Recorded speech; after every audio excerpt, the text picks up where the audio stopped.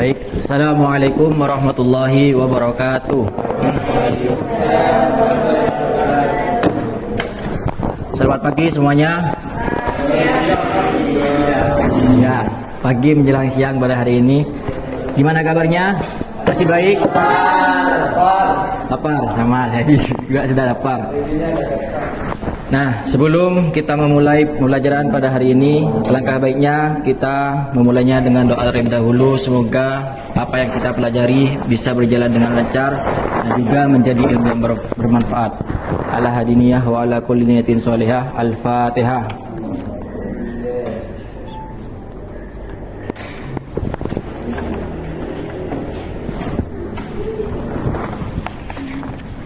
Hadir semua ini.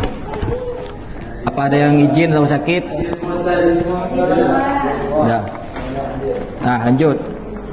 Jadi, ada yang masih ingat tentang mata pelajaran dari pertemuan minggu kemarin?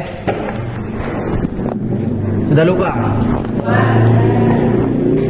Jadi, minggu kemarin tuh menjelaskan tentang apa materinya?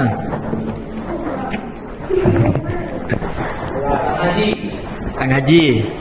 Nah, baik. Jadi sekarang itu materinya tentang adab dalam sholat dan juga berzikir. Adapun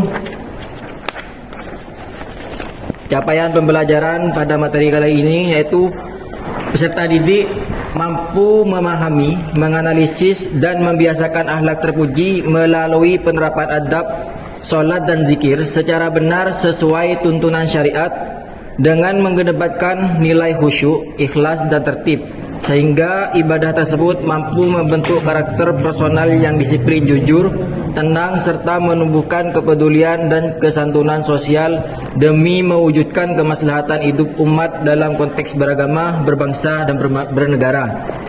Adapun tujuannya yaitu menganalisis konsep baik adab-adab inti yaitu khusyuk, ikhlas, tartil, merendahkan suara, menjaga waktu, serta dalil nakli tentang adab sholat dan zikir untuk melatih kekhusyuan ibadah serta membentuk sikap disiplin, tertib dan patuh yang mewujudkan dalam tindakan nyata di kehidupan sehari-hari. Nah, selanjutnya bisa diputar video, Mas.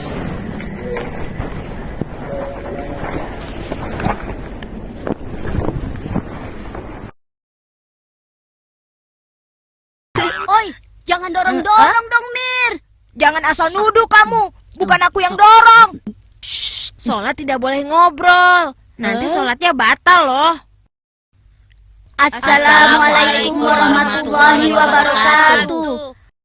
Assalamualaikum warahmatullahi wabarakatuh. Alhamdulillah. Ayo kumpul sebentar anak-anak. Baik, Pak Ustadz. Ayo Ayo sini. Ayo sini. Ayo, cepat kumpul sini. Ayo cepat. Asik, Pak Ustadz mau cerita ya. Bapak bukan mau cerita, Do. Kali ini, Bapak ingin menjelaskan tentang kesalahan-kesalahan dalam sholat yang dapat membuat sholat kita tidak bernilai. Misalnya apa, Pak Ustadz? Misalnya, melakukan gerakan ketika sholat yang bukan termasuk gerakan sholat dan tidak dicontohkan oleh Nabi. Berjalan-jalan, berbicara, bercanda, tertawa, mendahului gerakan imam, dan tidak menutup aurat. Oh iya Pak Ustadz, tadi ketika sholat, Amir dan Andi ngobrol. Sholat mereka kan batal ya Pak Ustadz. Begini Dodo, apapun alasannya, bicara atau ngobrol dalam sholat tidak dibenarkan. Di dalam sholat, mengingatkan ada aturannya. Contohnya, bila imam melakukan kesalahan, makmum harus mengingatkan dengan mengucapkan subhanallah. Subhanallah. Kalau imam lupa, makmum mengingatkan dengan membaca bacaan yang benar. Malikin nas, Ilahin nas. Kalau misalkan makan kacang seperti Andi tadi, batal tidak, Pak Ustadz? Begini Amir, dengar baik-baik ya. Makan atau minum ketika sholat juga tidak diperbolehkan. Anto juga batal Pak Ustadz. Dia tidak menutup aurat. Jangan sembarangan ngomong kamu, Dok. Nih, lihat, aku pakai celana. Tapi celana kamu kan bolong, Tok. Tuh, lihat. Bolong kan?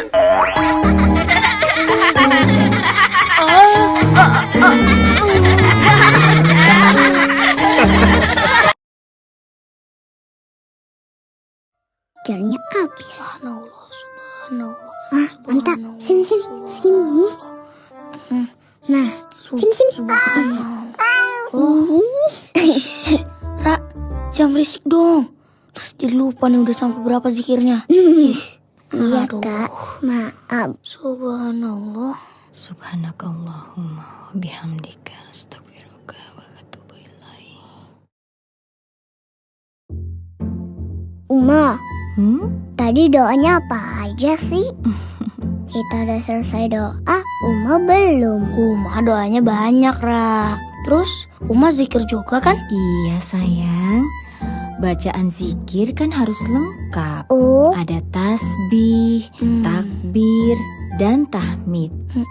emang bacaan zikir apa aja, Uma? Nusa ingat kan bacaannya dan artinya? Oh iya, inget dong Uma. Tasbih, subhanallah. Artinya maha suci Allah. Takbir, Allahu Akbar. Artinya Allah maha besar. Tahmid. Alhamdulillah, artinya? Artinya segala puji bagi Allah. Pintar anak Uma. Nah, itu masing-masing dibaca sebanyak 33 kali. 33 kali. Tapi kan jari kita cuma 10, Ma. Iya. Kalau 33 kali, jadinya kan gak cukup. Jadi gimana dong Uma?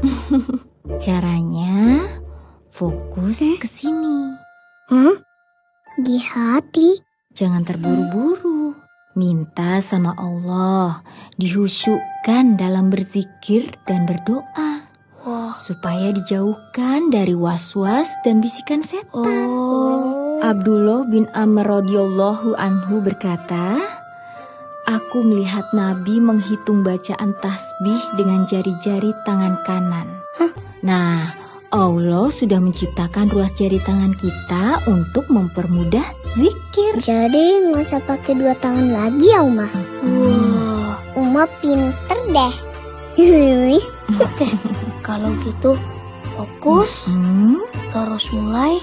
Subhanallah, subhanallah, subhanallah, subhanallah, subhanallah, subhanallah, subhanallah, subhanallah, subhanallah.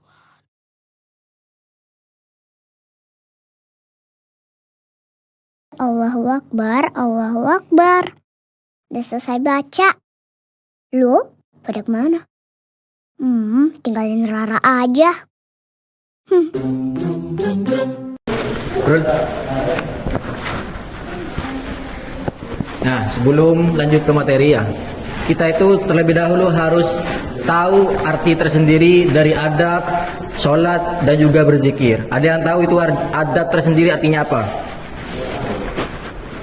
Ada yang tahu? Monggo, Pak Roma.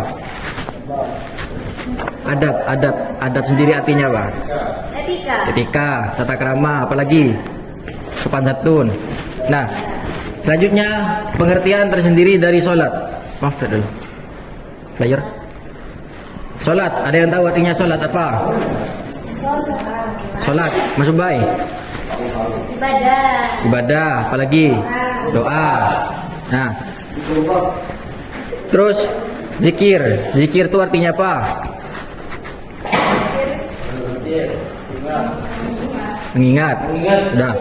Nah, sholat tersendiri itu berasal dari bahasa Arab, yaitu dari kata sholatu yang artinya doa.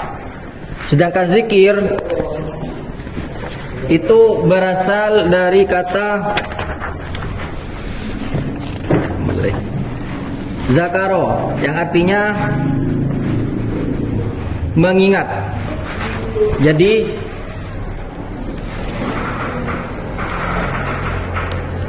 adab sholat itu suatu ibadah yang tersusun dari beberapa perkataan dan perbuatan yang dimulai dengan takbiratul ihram dan diakhiri dengan salam serta memenuhi syarat dan rukun tertentu menurut syariat Islam. Nah, sedangkan arti tersendiri dari adab berzikir yaitu segenap aturan atau etika yang dilakukan seseorang ketika mengingat Allah Subhanahu wa taala baik melalui lisan maupun hati, yang dipraktikkan agar zikir yang kita ucapkan tidak hanya menjadi kata-kata tanpa makna, melainkan benar-benar menimbulkan bekas kebaikan pada hati dan tingkah laku sehari-hari. Nah, jadi di sini ada beberapa poin dari adab sholat. Yang pertama yaitu khusyuk. Jadi ketika kita sholat itu, posisi kita dalam melaksanakan ibadah sholat harus bisa khusyuk, gimana sekiranya ibadah kita itu bisa diterima oleh Allah Subhanahu wa taala. Nah, yang kedua yaitu ikhlas, berniat hanya mengharap ridha Allah. Bukan untuk mencari sama halnya dengan riya atau ingin disanjung gitu ya. Terus yang ketiga yaitu menjaga waktu. Nah, ini yang sering terjadi di kehidupan sehari-hari. Ketika suara azan sudah terkumandang, banyak yang masih mengabaikan panggilan untuk melaksanakan sholat. Nah, jadi ketika kita itu masih memiliki kesibukan, tinggalkan dulu. Kesibukan apapun itu kita tinggalkan dulu. Laksanakan sholat terlebih dahulu. Karena sholat merupakan kewajiban dalam rukun Islam yang nomor, ada yang tahu? Rukun Islam berapa? Bagus. Nah, yang keempat yaitu menjaga kebersihan. Nah, sebelum kita sholat, kita koreksi diri terlebih dahulu. Pakaian kita sudah menutup aurat atau belum? Dalam keadaan suci apa belum? Baik itu tempat maupun pakaian. Yang keenam yaitu mempertahankan kekhusyuan. Nah, kembali ke yang awal. Jadi gimana sekiranya itu dari pertama kita melaksanakan sholat hingga akhir itu bisa menjaga kekhusyuan. Nah, yang terakhir dalam adab sholat itu perasaan menyesal, bersedih jika tidak dapat menikmati dan sempurna dalam sholat. Jadi ketika kita itu melaksanakan sholat, kita itu harus meresapi dengan penyesalan dengan apa yang telah kita perbuat. Selanjutnya yaitu ada berzikir. Yang pertama yaitu berniat ikhlas.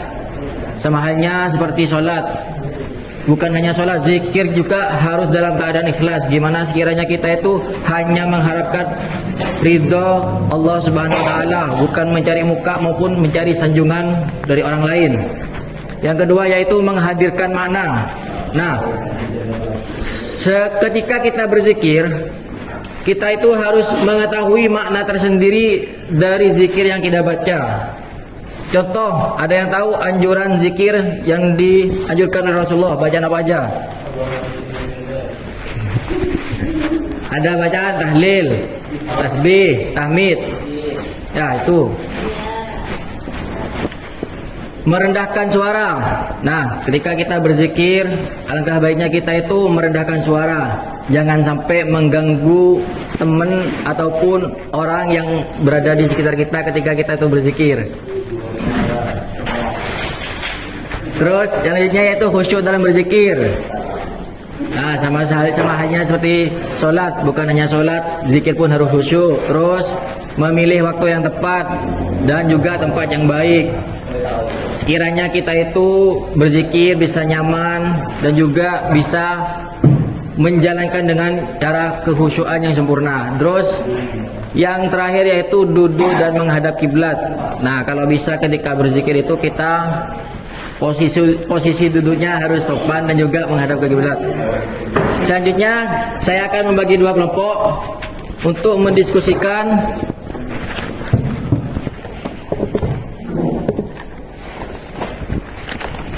Nah, yang pertama itu di dalam adab sholat terdapat perintah untuk melaksanakan secara khusyuk.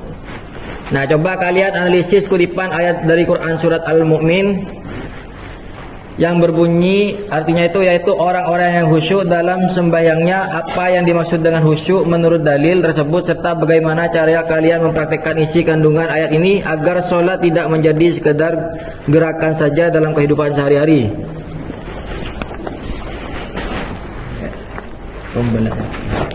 Terus kelompok 2 itu tentang berzikir setelah sholat. Jadi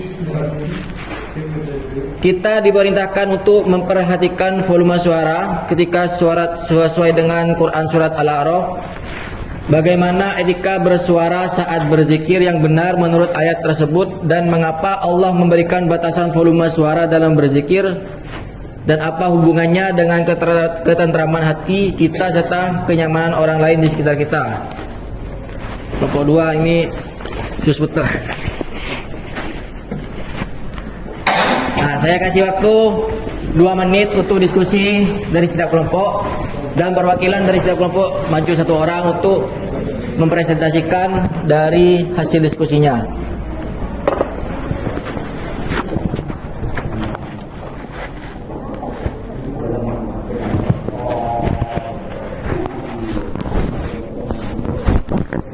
Sudah? Monggo, kelompok 1 bisa maju.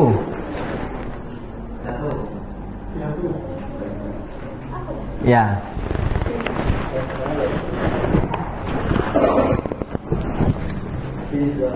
Saya perwakilan dari kelompok 1.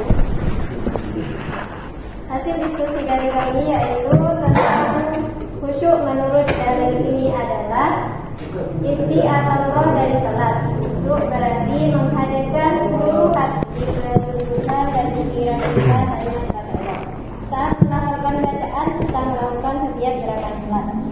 Cara mempraktikkannya dalam kehidupan sehari-hari adalah dengan mengkondisikan diri sebelum sholat, seperti menurunkan kaidah yang bisa mengganggu pikiran, memahami arti bacaan sholat yang diucapkan, serta menganggap sholat tersebut sebagai sholat terakhir kita di dunia. Sekian dari kelompok kami, terima kasih. Lanjut, tepuk tangan buat kelompok 1.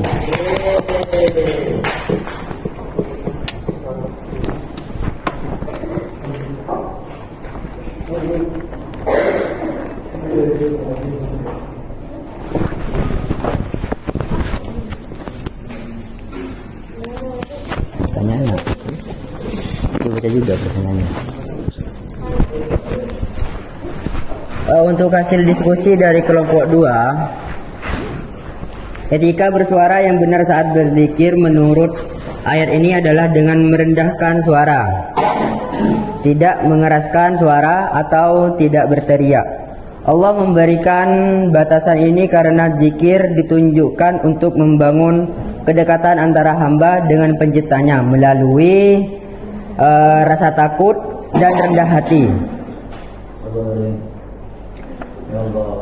Dalam Al-Quran surat Al-A'raf ayat 205 Allah Subhanahu wa taala memerintahkan kita untuk menyebut namanya dalam hati dengan sikap tadarru' atau merendahkan diri dan khifah rasa takut.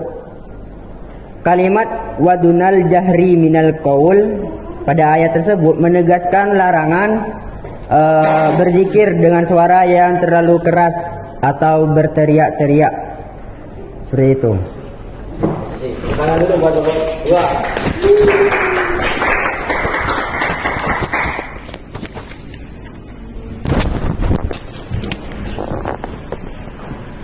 Nah, baik. Jadi saya kasih nilai 95 untuk kelompok 1 dan nilai 100 kelompok 2 karena telah ada sedikit potongan ayat yang disebutkan. Nah, jadi kesimpulannya pada materi pembelajaran hari ini dalam sholat dan berzikir adalah tata krama utama yang harus kita lakukan untuk menghormati Allah sebagai Sang Pencipta. Sholat dan zikir tidak boleh dilakukan dengan terburu-buru atau sekadar rutinitas lisan saja. Nah, sedikit motivasi ke atasan. Di atasan.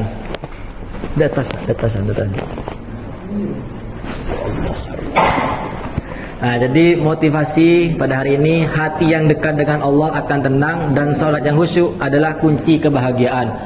Cukup sekian dari saya, semoga pelajaran yang sedikit ini bisa menjadi ilmu yang bermanfaat dan barokah. Kurang lebihnya mohon maaf. Wassalamualaikum warahmatullahi wabarakatuh.